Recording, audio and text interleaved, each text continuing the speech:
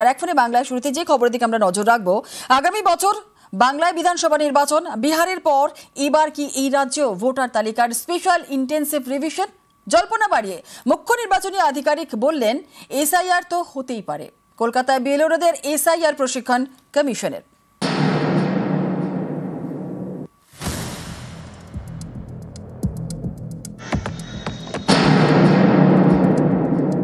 SIR तो होते ही पारे, फ्यूचरे होते ही पारे। तो আপনার ট্রেনিং তো পরে পরে হবে না। আপ কন্ডাক্ট অফ ইলেকশন আছে, ওটা তো হবে 6-8 মাস পরে। তো আমরা গোটা সিলেবাস একবারই করাবো না, যেটা আছে মানে এসআইআর পার্টটা এবারই করে দিচ্ছি।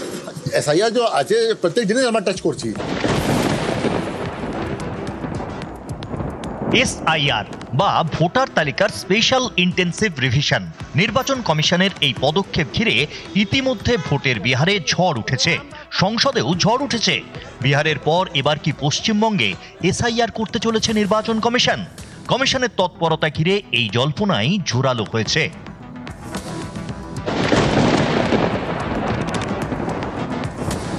আগামী বছর পশ্চিমবঙ্গে বিধানসভা নির্বাচন। তার আগে জেলায় জেলায় বুথ স্তরের আধিকারিক বা বিএলওদের প্রশিক্ষণ দিতে শুরু করেছে নির্বাচন কমিশন। ইতিমধ্যেই প্রশিক্ষণ দেওয়া হয়েছে মালদা, বর্ধমানে। শনিবার প্রশিক্ষণ শিবির বসে কলকাতায়।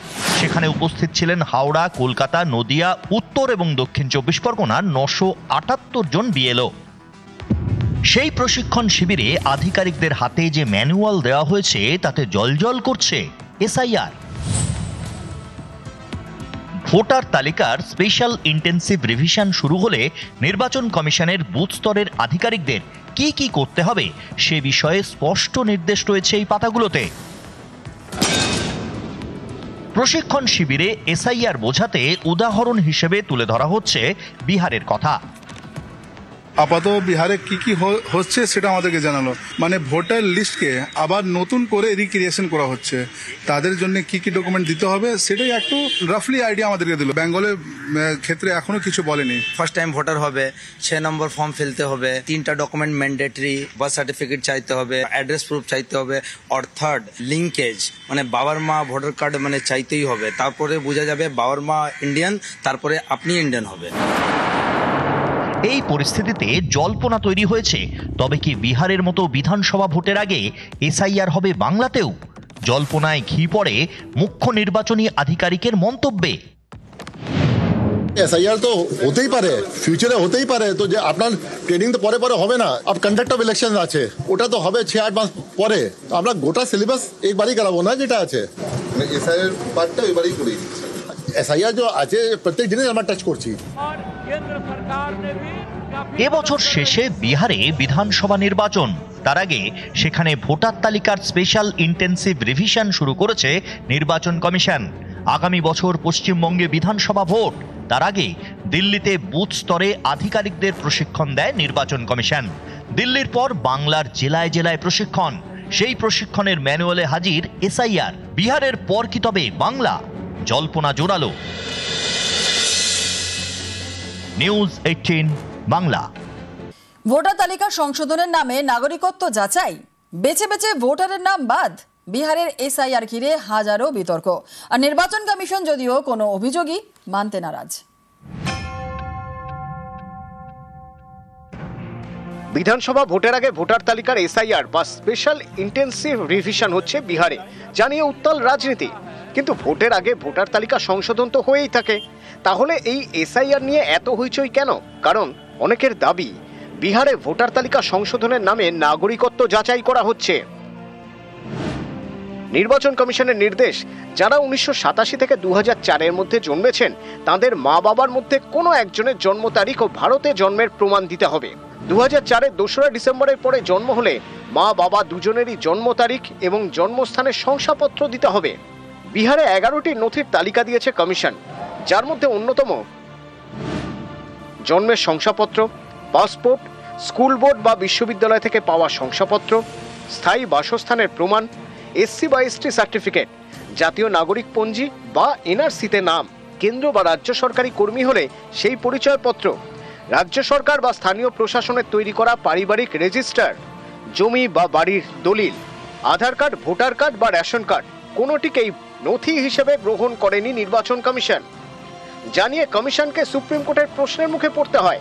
কিন্তু শীর্ষ আদালতের প্রস্তাব খারিজ করে দিয়ে কমিশন জানিয়ে দেয়, আধার কার্ড, রেশন কার্ড হোক বা ভোটার কার্ড, কোনো একটি কার্ডের উপর ভিত্তি করে ভোটার তালিকায় নাম তুলে দেওয়া সম্ভব নয়। সুপ্রিম কোর্টে মামলা চলছে, তারই মধ্যে এসআইআর এর প্রথম দফার কাজ শেষ হয়েছে। 1 আগস্ট খসড়া ভোটার তালিকা প্রকাশ। বাদ যেতে পারে 65 লক্ষ ভোটারের নাম। কমিশনের দাবি, এদের কেউ মৃত, কেউ আবার পাকাপাকিভাবে অন্য কোথাও চলে গিয়েছেন, অনেকের নাকি বাড়ি গিয়ে খোঁজ মেলেনি। বিজেপি বিরোধীরা যদিও কমিশনের যুক্তি মানতে নারাজ। তাদের দাবি, বেছে বেছে ভোটারের নাম বাদ দেওয়া হচ্ছে। বিতর্ক চলছে, সেই সঙ্গে বাড়ছে রাজনীতির উত্তাপ। নিউজ 18 বাংলা। আগামী বছর পশ্চিমবঙ্গে বিধানসভা নির্বাচন, তার আগে এসআইআর জল্পনায় গরম বাংলার রাজনীতি। তুঙ্গে শাসক বিরোধী বাগযুদ্ধ। जैसे बिहार में 40 लाखों का ज्यादा आदमी को नाम निकाल दिया और बंगाल में भी करने वाला है। अगर करेगा तो घेराव कर्मसूची करेंगे।